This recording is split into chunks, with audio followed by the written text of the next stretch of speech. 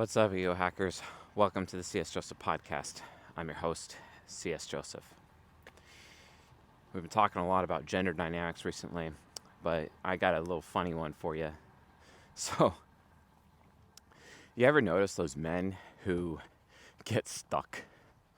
And those men that are consistently playing it safe? Those men who are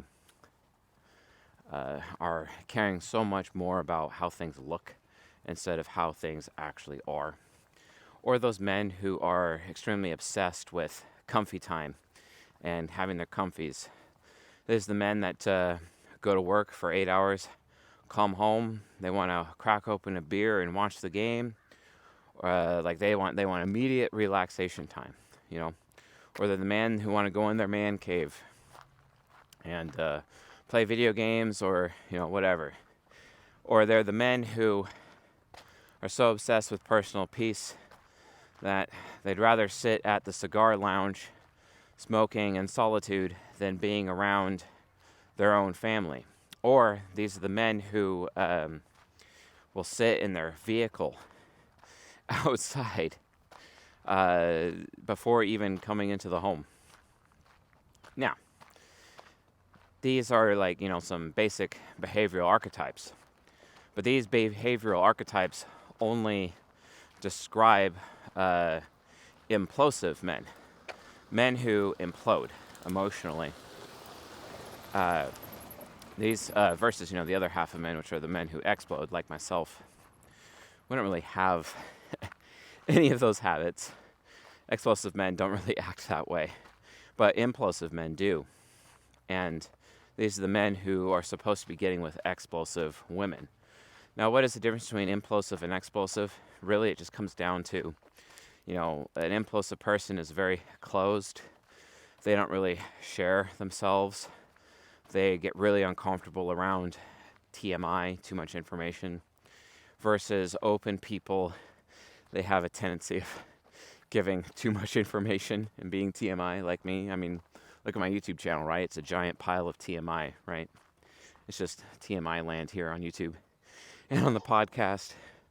But be that as it may, the thing is that when it comes to women and, the explosive women, usually they're actually pretty feminist or whatever, and they are all about decision making more so than how things look, versus the implosive men who are all about how things look and not so much about decision making. And they got to go hide in their man cave or hide in their truck outside, or always hiding, somewhat a little cagey, right? One time I saw this TikTok about this guy who went to Popeyes, Louisiana Kitchen, and got himself a big feast.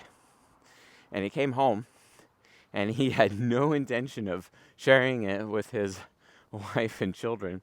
So he just carefully, quietly opened the garage, got in his little camping chair, and set up his feast and just started eating by himself, So these are implosive men, right? And these are what we call subconscious developed men. And that's half of men. The other half of men are the explosive men. That's the unconscious developed men. Subconscious developed men, also known as SD men. We abbreviate it. So SD men, right? Versus the explosive women, we call them the SD women. Versus implosive women, which we're not really talking about in this episode. Those are unconscious developed women. Those are the UD women. So 4 different kinds of people, 2 per gender. Basic. Well, here's the thing though, is that one thing that I've noticed about subconscious developed women who are married to the subconscious developed implosive men, the men who are closed, the stoic men who don't talk about their emotions. In fact, it almost seems like they entirely are avoidant of their feelings at all. And oftentimes, these men they really struggle with things like decision fatigue, and they really struggle with analysis paralysis. It's a really big deal because decision making, especially with the younger of an implosive male, is actually very scary to them. It's scary. And implosive men typically want to play it safe. That's why they always go to school, go to college, get a job. That's why they get a safe, secure job, and they believe in that safe, secure job, white picket fence, American dream crap. They believe in it. They believe in it hook, line, and sinker. And oftentimes these men, these implosive men, are not entrepreneurs, and oftentimes they're not leaders. The only reason they become leaders is because they're typically more socially acceptable in American culture, and oftentimes they end up in positions of authority, police officers, judges, politicians, whatever, because they're typically more socially acceptable. The reason why they're more socially acceptable is because this society, especially American society, Western society, produces subconscious developed men more so than unconscious developed men. And unconscious developed men end up becoming the psychological minority, while the psychological majority is these SD men. I was watching commercials with the bros last night. We were hanging out, doing a Mall Shadow Lord watch party, because we're all a bunch of Star Wars nerds, let's be honest. And every commercial, I was making fun of them, like, oh, look, it's an implosive man. Oh, it's an explosive woman. Not a single UD person was represented in the commercials. That's how much it permeates our culture. And this is important because of this cultural divide. But why does this happen? Well, it happens because when you have a society that is used to peace and not wartime, subconscious developed men become the norm, psychologically speaking. The society produces subconscious developed men, men who play it safe and are, in the long run, seen as weaker men to a point, because they struggle making decisions, and decision making actually scares them. And like in general, I'm just generalizing here, so like just be aware of that. Decision making scares them. They get stuck in analysis paralysis. And this is why subconscious developed women exist, to help them make choices. And this is why, in my opinion, SD men should not be allowed to make decisions by themselves, in my opinion. And that's why they need subconscious developed women who are more mentally invested in decision making to assist these men with making choices. However, subconscious developed women have the weakness of not knowing how things look, and they can be pretty rash, brazen, and end up embarrassing themselves and acting like an embarrassment sometimes, which ends up scaring subconscious developed men because they're more invested in how people perceive them, how they look, basically. So they'll feel disrespected if the subconscious developed woman is acting in this manner. Now, I'm trying to be fair here, okay? As I record this, I'm trying to be fair. But the point is that this kind of man, it's really hard to motivate them into action because of their subconscious development. It's not like we have a culture that has to struggle with wartime. If you think about it within the history of the United States of America, when you had to deal with World War I, World War II, these kinds of things, UD men were extremely common. Even in some cases, men would go off to war and they were subconscious developed, and they'd come back and they'd be unconscious developed, and they would stay unconscious developed. And unconscious developed men are men of action. They are men of action and have really good reasoning and decision-making skills, because they have to make a decision. Their brains have to invest in quick decision-making on the battlefield. SD men in peacetime, they're kind of soft. I was watching a thing on Instagram the other day talking about how women nowadays have it so easy on the dating market because men in general are so soft. Men in general are soft because there's more subconscious developed men than unconscious developed men. Unconscious developed men are extremely rare, very rare, compared to the vast majority of SD men. And that is an issue. If you think about it, the Viking culture, invading and conquering everything, or Genghis Khan, that culture, the Mongolians, these cultures had more UD men than SD men. And they would basically be able to dominate other cultures who had mostly SD men, because those cultures were used to that war, or not used to war. But the Vikings and the Mongols are used to war, so they would conquer, right?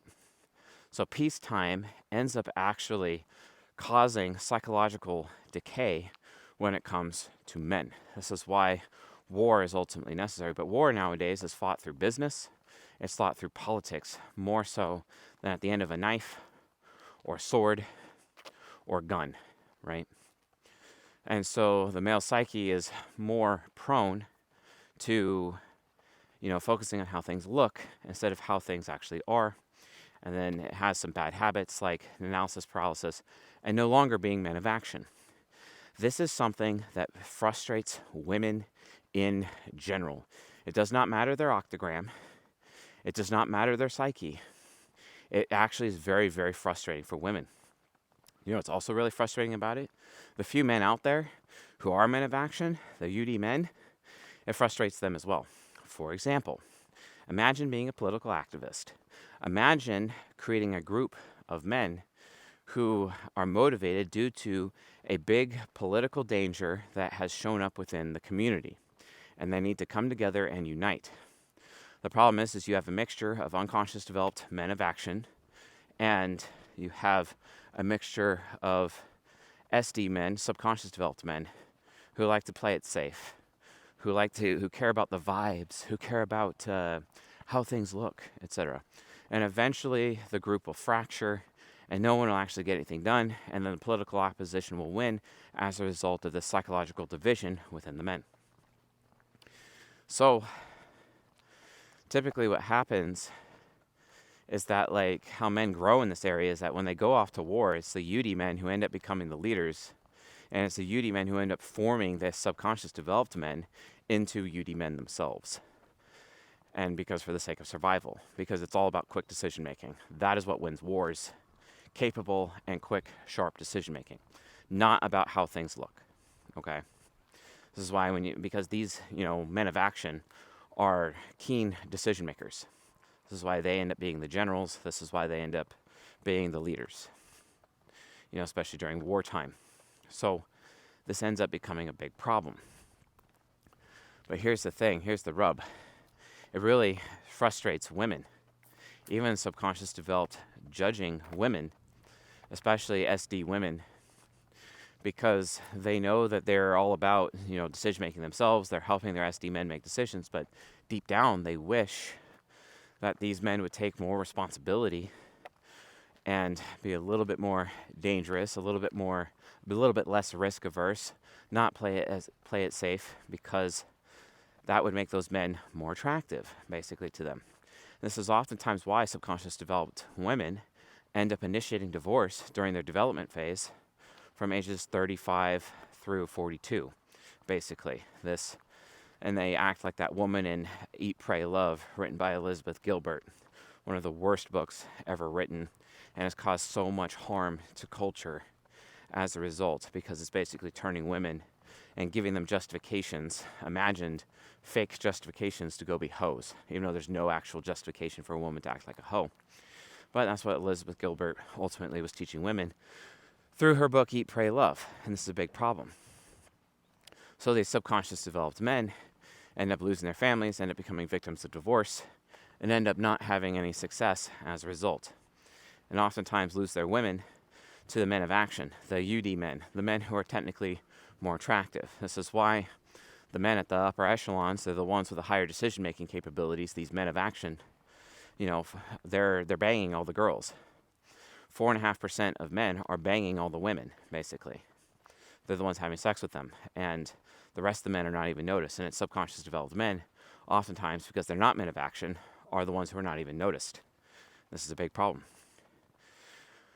But it gets worse. Like when you're an SD man and you're in marriage with an SD woman, you're not really a man of action.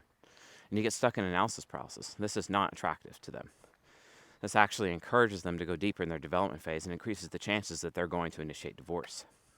But what's also really bad is that the men that can sharpen them and make them better don't really want to have anything to do with what they are perceiving as a weak, incapable man, because he's subconscious developed. It's really a big problem. So how do you deal with this? How do you get around it? Well, the women, there is something that they can do about it. Now, I don't advocate for nagging. I think nagging is very disrespectful. However, SD men have this problem with being so risk averse and always playing it safe and getting stuck in analysis paralysis because they suck at making decisions. Their subconscious developed woman has to constantly remind them over and over and over and over. And she feels unloved if the man is not going to take action. But really, what I've had to do when dealing with subconscious developed men, I have had to go so far as to purposefully, intentionally complain about those men's behavior, and actually even go so far as to explain how weak they look, because that's how you motivate a subconscious developed man. Show him how he looks, not because how he's coming off and how he's looking and how people perceive him, because he cares more about reputation and having his reputation precede him instead of his merit. Whereas unconscious developed men, exploder men, are more about merit, and they're very meritorious, versus the subconscious developed men, like resting on their laurels, basically. Really frustrating, right? If you want to learn more about Octagram and what your Octagram is, and actually be able to find out accurately and your type, go to school.com/CSJoseph, SKOOL.com/CSJoseph, and become a paid member. It's only $29 a month. And guess what? You do season 40. It's in the classroom. It's in the top left. Do all of season 40, and you will gain that skill of identifying your Octagram and your personality type, and you'll be able to apply it to others. Check that out. But here's the rub. When it comes to these men, especially let's say there's a real threat to the community. Let's say there's a real threat to your nation or to your state. It could be political, it could be who knows what kind of threat it is. Those men are extremely hard to motivate. They're extremely difficult to rally. So what I've had to do is I've had to go to their wives and expose them to their wives, knowing full well that their wives will nag them. Because their wives are going to feel unsafe and they're going to feel uncomfortable, because I'm exposing that thing that SD men, subconscious developed men, are ultimately hiding, and I'm exposing them. And it's hilarious. It's hilarious to do this. And all of a sudden, when they're not making meetings, when they're not coming, I'm using political activism as an example, when they're not showing up, when they're not putting in the effort, when they're not doing the work, and then they are basically, happy to show up to the events, eat the food, socialize, whatever. But when it comes to actually doing the work, like door knocking or doing flyers, or actually doing real work, actually helping, or even financially contributing to the events or to the candidates that we are supporting in order to stop this political threat against the community, for example, they don't participate. So I go to their women. And I expose them to their women, which, guess what? It's going to create conflict in their marriage. Oh, it's going to create conflict at home. It's going to take away their peace. It's going to take away their comfies. Oh, and it makes me so overjoyed to do this to them, to watch their women basically shit on them, to watch their women nag them. And then all of a sudden, out of nowhere, these subconscious developed soft men all of a sudden are motivated in action. So I would like to encourage the unconscious developed men out there who are watching this and listening to this. If you find yourself in a situation where if you go to the subconscious developed man and you explain the situation, he's like, yeah, let's go, let's get in. He's all motivated or whatever. And then he'll lose motivation later because he's subconscious developed.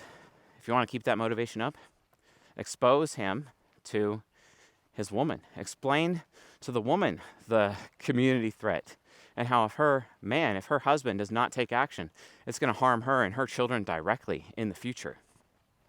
And then complain to her about how he made this commitment to help, but then all of a sudden is no longer helping. Oh no! He's abandoned his other men. And explain to her that this is what he did. I guarantee you, fellas, she will never let him live it down. This is what you do. Let's say you're a woman and you have a subconscious developed father who acts this way. Complain about his behavior to exploder men. And then, or complain about this behavior to, your SD mother. But she might not listen to you. So you have to go to the exploder men. And then the exploder men will go to your mother and talk to her about it. And then all of a sudden, that man, your father, is motivated for proper change. It's so hilarious. It works like clockwork. To the point that I think subconscious developed men, these implosive men, should be embarrassed. And you know what? Embarrassment is a powerful ally. So please, help me embarrass the subconscious developed men into motivation so that we can maintain peacetime, right? You want to keep the peace? Go for it. It's not that I'm advocating for war. It's not that I'm advocating for unconscious developed men to be the majority in a society. I mean, I'm okay with it, but hey, I'm unconscious developed and there's so few of us. And we're the ones who end up being the most attractive to all the ladies anyway. So we end up getting a bunch of ladies. Kind of supports my polygynous lifestyle if you think about it. You see what I'm saying? It's hilarious. So, but at the end of the day, these subconscious developed men need to actually put in some effort. They actually need to get involved. They actually need to show that they care about their fellow man. They care about their neighbors. Instead of spending all their time being comfortable. Comfies. And they'll put their comfies above everyone else. Like, for example, I had a man who came in. He ran for office at one point in time. He was hella motivated. He was going to get us more people. He was going to recruit. But instead of coming to our events, instead of putting any actual effort in, he decided he wanted to stay home and play Red Dead Redemption instead. And he put that video game above his bros. We were talking about recently about how in female space women need to participate, but men, huge red flag for men. If men do not participate in male space, they're not going to get anywhere, because it is written, as iron sharpens iron, so does one man to another. If you want your man to improve, ladies, you need to make sure he is spending time with fellow man. Otherwise, his quality as a man will drop and will decay over time. And then you'll find yourself married to Peter Griffin. You will find yourself married to Homer Simpson. You will find yourself married to a complete and utter loser. I pity you if that's your future, or I pity you if that's your now. But this is how you get through it. This is how you deal with it. So anyway, folks, thanks for watching and listening, and I'll see you guys on the next episode. Please inform me how you use this technique to motivate the implosive men in your life. I look forward to having a lake full of their tears afterwards. See y'all later.